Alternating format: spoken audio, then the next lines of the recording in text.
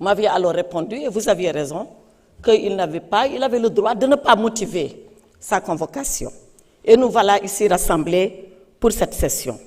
Pendant que nous le faisons, mais il faut le dire parce que c'est la vérité, le Sénégal est en désespoir, notre pays est dans l'eau, les gens sont inondés, les maisons sont envahies, les champs sont envahis, les bêtes sont envahies, partout, il n'y a que de la désolation. Celui qui ne veut pas l'entendre n'a qu'à quitter cet hémicycle. Parce que c'est ça, la réalité du Sénégal. Et aujourd'hui, alors que je m'attendais à voir ici le ministre de l'Intérieur venant nous parler d'un plan Orsec, parce que le fleuve Sénégal est en train de déborder à Bakel, à Matam, à Podor, à Dagana et bientôt à Saint-Louis, parce que Touba, Tivaouane, partout, il y a l'inondation, on nous parle de ces 4 lois. Alors que je m'attendais à voir le ministre de l'Assainissement, on me dit oui, qu'il est en train de visiter des infrastructures. Enfin, il est sorti de la noyade et qu'il est en train de visiter des infrastructures. Monsieur le Président, l'heure est grave. Je ne dis pas que ces lois ne sont pas importantes, mais quelle est l'urgence qui nous pousse à les examiner maintenant?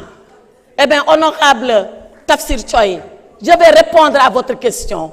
L'urgence qui nous a amenés ici, ce n'est pas pour modifier la loi, c'est pour voter une nouvelle loi et dégager Serigne Bassirou Gueye. Voilà la vérité. Alors si c'est ça, qu'on le dise. Mais pourquoi on se précipite? Bassirou...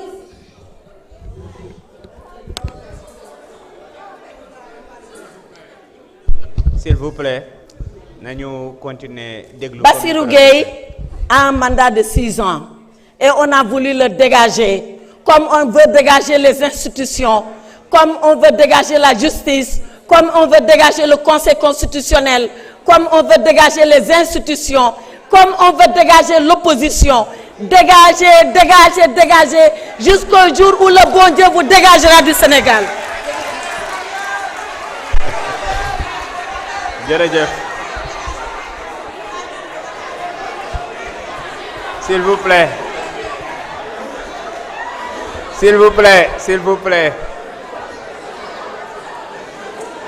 La parole est à notre collègue Mohamed Aïb Salim Dafé.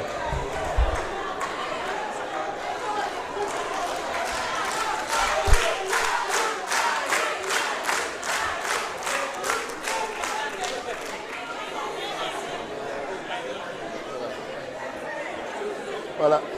Assalamu alaikum, Monsieur le Président de l'Assemblée nationale, Monsieur le ministre de la Justice, garde des Sceaux, chers collègues, je vois que ma collègue qui m'a précédé ici a changé de slogan. C'était oser l'avenir, maintenant c'est dégager l'avenir. Donc on le lui concède. En tout cas, on ne la connaissait pas si colérique. Peut-être c'est par rapport aux avancées significatives que cette réforme de l'OFNAC va apporter.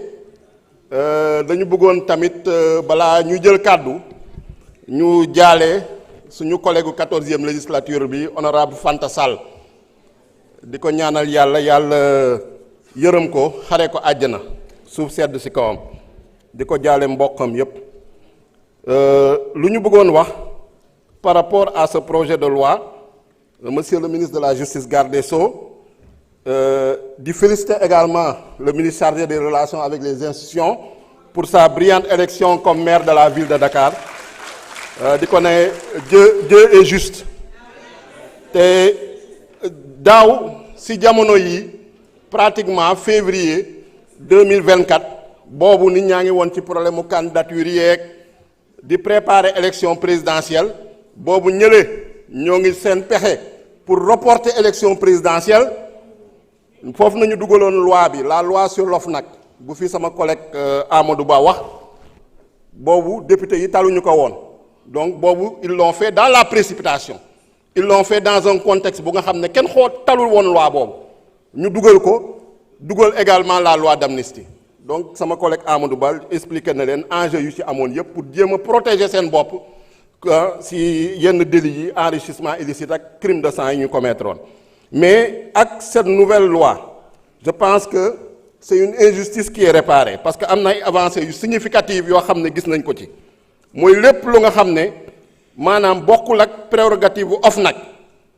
lu mel ni tey disposition yoo xam ne dafa bokkoon ci garde à vue parce que OFNAC du pouvoir judiciaire mënuñu ko jox pouvoir prérogative garde à vue pouvoir judiciaire la loo xam ne tamit du jëloon ci fraude loolu tam génnee nañ ko ci OFNAC ñu jox consacré ko à des administrations yoo xam ne mooy seen spécialité administration douane mooy topp fraude douanière administration impôt et domaine mooy topp fraude fiscale leneen la nga xam ne tamit mooy ci nu ñuy tànnee ñoo xam ne ñoo war a jëmmal OFNAC mooy les membres de l'OFNAC parce que gis nañ ni si tànneef bi OFNAC bi jël nañ ci teg koo xam ne moom am na bu mu nekkoon ci pouvoir boo xam ne dañ ko doon transmettre rapport OFNAC dafa bañoon traité rapport OFNAC bi ba mu amoon jamono boobu mu amoon conflit entre président OFNAC ak kooku bu mu nekkee procureur ñu jël kooku nag jox ko OFNAC loolu mooy dañu bëggoon bloquer OFNAC boobu bëgguñu woon OFNAC boobu liggéey léegi nag appel à candidature nañu def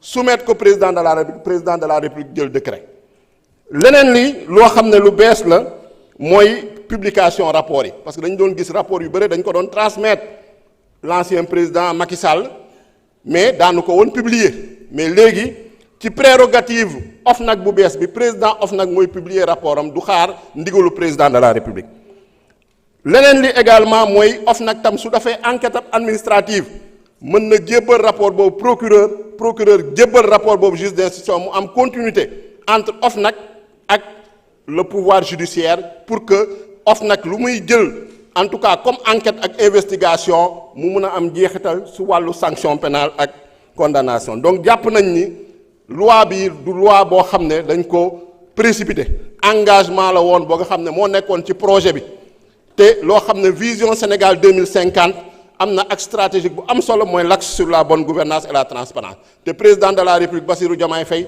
daf ko def slogan ba ne jub jubal jubanti ce n'est que la simple traduction de ce jub jubal jubanti moo tax ñu woo ñu fi tey en session extraordinaire pour ñu examiner ko parce que lu tardel Sénégal lu ci ëpp corruption la lu ci ëpp détournement de deniers publics la lu ci ëpp luubal gi la donc xaalis boobu ñu jël tey ñoo ngi wax 5000 milliards yoo xam ne de dette cachée loolu war nañ ko topp war nañ ko leeral xaalis boobu yëpp ñu jël il faut que ñu am ay instruments yu mel ni OFNAC instruments yu mel ni déclaration de patrimoine instruments yu mel ni lanceur d'alerte pour mun ko feeñal donc ça renforce considérablement le dispositif de lutte contre la corruption. Je vous remercie jërëjëf.